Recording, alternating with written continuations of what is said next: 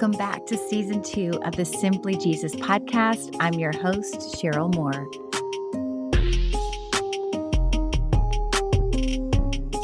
Welcome to a special episode of the Simply Jesus podcast. I really want to tell you about one of my favorite books that I've recently found. It really kind of shifted a lot of things for me on the way I see the Lord, and I want to share it to you. So it's called The Story of God with Us. It is written by Kenneth Padgett and Gregory, and it is illustrated by Aiden Peterson. So here's my proposal. I would like for you to let me just read this over you. I know we don't get a lot of chances as adults to have people read over us or read to us. And I really think this book will bless you. So if you will just give me like 10 minutes, it's probably less than that, but let me read this over you. And if you want to see the beautiful, beautiful pages that are in this book, they're really amazing. Then they're going to be on the YouTube video that I do along with this. So let's go get cozy and let me read this over you. Most great stories start a long, long time ago, but this one is so old that no one knows when it began. Most great stories also happen somewhere far, far away, but this one happens right where you're sitting. It happens at the dinner table and at your favorite park, at your bedside in the morning light, and even in the dark. It happens each and every moment, every hour, and everywhere, because God, who has always been, is always there. That's not what this story is about. We'll jump in somewhere along the way when God made the most beautiful garden. It was filled with life and light as the cool wind swirled through the brush and trees. The greenest greens danced around 4 glistening streams. The fish, the flowers, the flocks, and the fruit were sparkled with colors of every hue. God's good garden was made for one reason, so he could dwell with us, and we with him, always and forever, world without end. But you'll never guess what happened next. God's people chose darkness over life, death over life. What were they thinking? They wouldn't listen to the one who loved them most. So with a broken heart, God sent them out of the garden. They wandered east and down to a dark place filled with dust, danger, and death. They thought they could live without God, and surely they tried. They built a tower for themselves, a hollow mountain of pride. But God wouldn't have it. Every move he was about to make would be for one reason, so he could dwell with us, and we with him, always and forever, world without end. God put an end to their prideful project. He scattered all the families of the earth across the land to the north, south, east, and west. It seemed like God was farther away than ever before, but those who knew God knew better. All creation eagerly waited. A hush fell over God's army of angels. The stars and the planets leaned in to listen. Then it happened. With the power of 1,000 falling mountains, God's voice echoed over the face of the land and on into forever. He spoke fresh, love-filled promises to a man called Abraham. Through one of Abraham's royal sons, God promised to draw all the scattered families of the earth together again. He promised Abraham a new land filled and flowing with life and light. Children, grandchildren, great-grandchildren, and great-great-grandchildren would fill the earth like the sand of the seashore and the stars of the sky. This time, God himself would see it through, and you know why? So he could dwell with us, and we with him, always and forever, world without end.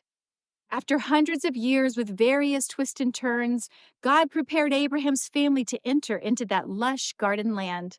They were a big, big family now, and he met them at his mountain in the dry, dusty desert. He had them set up a special tent filled and flowing with all the same wonderful sights and smells of his mountaintop garden. He told them to set it up in the middle of their camp, where his presence would shine like a big burning lamp. He arranged it all just for one reason, so he could dwell with us, and we with him, always and forever, world without end. God led the camp from place to place until they finally settled in that long promised land. Then one day, a royal son of Abraham named David ascended the throne. And like a heavy rain on thirsty land, God showered loving and life-giving promises over him, saying, David's kingdom will never, ever end. He shall have a son with who will reign and rule over the families of the earth from everlasting to everlasting. From the love that God poured out on David, there sprang forth the most magnificent garden palace anyone had ever seen, decorated with glittering gold-gilt trees, fancy carved fruit, flocks and flowers flowing in the breeze. Then when it was all ready, God filled it with his life and light, and a city blossomed around it. Just like the special tent and the ancient garden long before it, God's temple was built so he could dwell with us, and we with him, always and forever, a world without end. But you'll never guess what happened next. God's people chose darkness over light, death over life. What were they thinking? They broke his heart and had to leave the garden palace. They were carried off to the east and down to a dark place filled with dust, danger, and death. Once again, all the families of the earth were so scattered across the land that it seemed like God had finally let them go. But those who knew God knew better. A hush fell over God's heavenly host. The hearts of every bird, beast, and being with breath in his body skipped a beat. The stars, the planets bowed down in the clear, silent night. And with the gentleness of a snowflake landing just before an avalanche, the long-awaited royal son of David, the greatest great-grandson of Abraham, the everlasting King Jesus, Emmanuel, God with us, finally appeared to face the darkness on his own. Defeating death, he filled the whole world with life and rose to his royal throne. In those days, King Jesus poured out loving and life-filled promises, saying, I will always be with you and never, ever leave you. So on through the generations, his word remains true. Through the spirit of his royal son, all the scattered families of the earth are being drawn back together into God's presence again. But you'll never guess what happens next, maybe sooner than you think. Children, grandchildren, great-grandchildren, and great-great-grandchildren will fill the earth like the sand of the seashore and the stars of the sky. God will make the whole world into a new land filled and flowing with his life and light. A city will blossom around his presence, the most magnificent garden city anyone will ever see.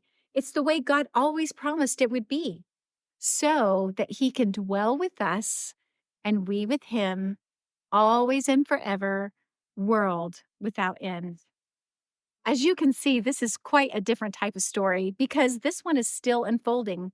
And you, dear child of God, are actually living right smack in the middle of this great story. These are the days of King Jesus, when all the families of the earth are being drawn back together again. It makes me emotional how much the Lord loves us. Right now, you're living in the land that God will one day turn into the garden city. So keep watch. He's with us. Listen for his voice. It may come with the power of 1,000 falling mountains or look like cool rain on dry ground. It may come with the gentleness of a snowflake landing or without even the slightest sound. But know that he is dwelling with us and we with him, always and forever, world without end. So I just want you to be reminded that the Lord will go to the ends of the earth to spend time with you, that he just wants to dwell with you. It's about a relationship with the Lord, and he has really gone to great lengths so that he can be with you. So may you be blessed by this story. As you can tell, I really love this book. Again, it's called The Story of God with Us, and I recommend getting a copy to see these beautiful illustrations, and it also makes a great gift. There's also a podcast to go along with the book called The Story of God, and it explores the theological thread that flows throughout the Bible.